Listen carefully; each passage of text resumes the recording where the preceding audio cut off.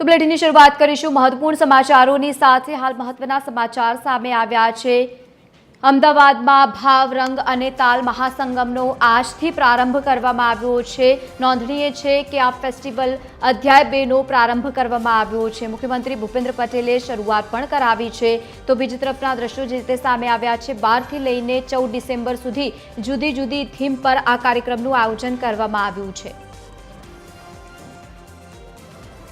તો મહાસંગમનો આજથી પ્રારંભ થયો છે। નોંધનીય છે કે ફેસ્ટિવલના અધ્યાય 2નો ગુજરાત યુનિવર્સિટીમાં પ્રારંભ કરવામાં આવ્યો છે। મુખ્યમંત્રી ભૂપેન્દ્ર પટેલે કરાવી છે આ કાર્યક્રમની શરૂઆત।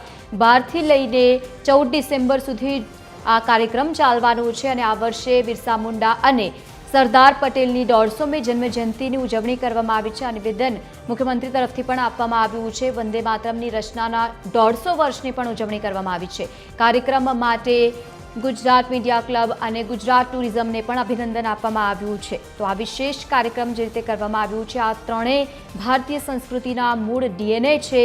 મીડિયા અને સાથે જ રાજકારણ એ જય અને વીરુ જેવી દોસ્તી છે, આ પ્રમાણેનું નિવેદન પણ આપવામાં આવ્યું છે ગૃહરાજ્યમંત્રી હર્ષ સંઘવી તરફથી।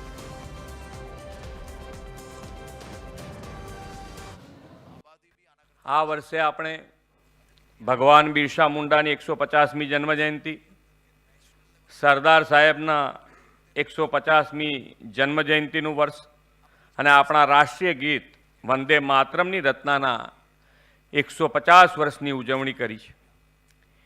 એકતાનગર ખાતે ભગવાન બિરસા મુંડાની જન્મજયંતિ 15મી નવેમ્બર રાષ્ટ્રીય જનજાતિ ગૌરવ દિવસ સુધીના આપણે ભારત પર્વનું ભવ્ય આયોજન પણ થયું હતું।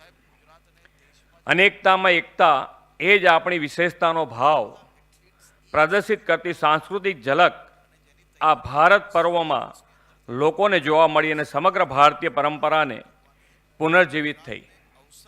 ભારત પર્વની જેમ યુવા શક્તિને પોતાના સાંસ્કૃતિક મૂલ્યો સાથે જોડતા આ ભારત કુલ કાર્યક્રમ માટે હું Gujarat media club, tourism department અને ગુજરાત યુનિવર્સિટીને ખૂબ ખૂબ અભિનંદન પાઠવું છું કે મુખ્યમંત્રી શ્રી ભૂપેન્દ્રભાઈ પટેલના માર્ગદર્શનમાં ચાલતી આ સરકારમાં તમારા 3 વિષયો પર આજે જ્યારે તમે લોકોએ આ સેશન્સ રાખ્યા છે, તો સેશન્સ જોડે જોડે તમારે એક રિસર્ચ ડોક્યુમેન્ટ્સ બી જરૂરથી પ્રસ્તુત કરવા જોઈએ કે આ 3 વિષયો પર કોઈ એક રાજ્યમાં સૌથી વધારે કામ થયું હશે ને, તો હું આપ સૌની સામે એકદમ જવાબદાર વ્યક્તિ તરીકે કહું છું કે ગુજરાતમાં સૌથી વધુ કામ થયું હશે।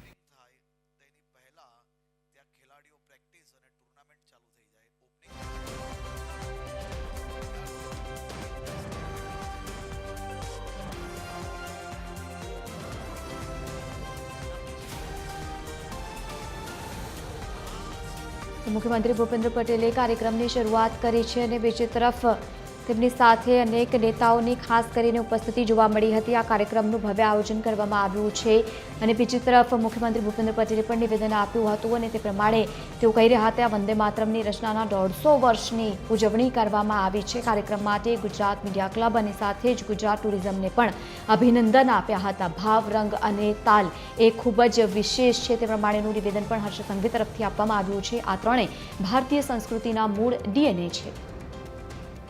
અંદર આવે, ગુજરાતમાં આવે, તે માટે અમારા લેવલે તો અસંખ્ય બેઠકો થાય જ, પણ કલાકો સુધી દેશના ગૃહમંત્રી આ બાબતની બેઠક લેતા હોય અને 1-2 બેઠકો નહીં, 15થી વધારે બેઠકો માત્ર કોમનવેલ્થ અને બીજી આ ટુર્નામેન્ટ માટે હમણાં સુધી એમને લઈ લીધી।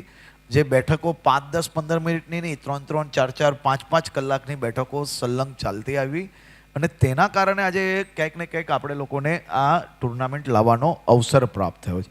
પણ આ ટુર્નામેન્ટ આવી ગઈ, આ હોસ્ટ સિટી અમદાવાદ ડિક્લેર થઈ ગયું, આપણી બી અનેક જવાબદારી છે। 100%। હમણાં આપણે એક પ્રયાસ ચાલુ કર્યો છે નો હોંકિંગ સુરતની અંદર, એ જ પ્રયાસ આપણે હવે અમદાવાદમાં ચાલુ કરવાનો છે। આપણે ક્યાંક ને ક્યાંક જે નોઇઝ પોલ્યુશન છે એ બી આપણે આટલી મોટી ટુર્નામેન્ટ, આટલી મોટી ઇવેન્ટ્સ જો ગુજરાતની અંદર લાવતા હોઈએ તો આપણે બી શું બદલાવ લાવવાનો છે તે દિશામાં બી આપણે લોકો આવનારા દિવસોમાં આગળ વધીશું। જો આપણે વાત કરીને હમણાં જ અમિતભાઈ લાસ્ટ વીક અહીંયા હતા, 3 દિવસ બહુ હેક્ટિક પ્રોગ્રામ હતા, પણ એ વખતે એમણે એક બહુ જ મહત્ત્વની જાહેરાત કરી। એમણે એવું કીધું કે ભાઈ અમદાવાદ છે ને એને મેટ્રો કેપિટલ તો છે જ, પણ એને આપણે સ્પોર્ટ્સ કેપિટલ ઓફ ઇન્ડિયા બનાવવાની એમની એક નેમ છે. તમે મને કહો કે સ્પોર્ટ્સ કેપિટલ ઓફ ઇન્ડિયા જો અમદાવાદને બનાવવાનું હોય તો એના માટે જે ઇન્ફ્રાસ્ટ્રક્ચર તમે મને વાત કરી કે આપણે નરેન્દ્ર મોદી સ્ટેડિયમ જે છે એને જબરજસ્ત ડેવલપ કર્યું, ટ્રાન્સ સ્ટેડિયા આપણી પાસે છે.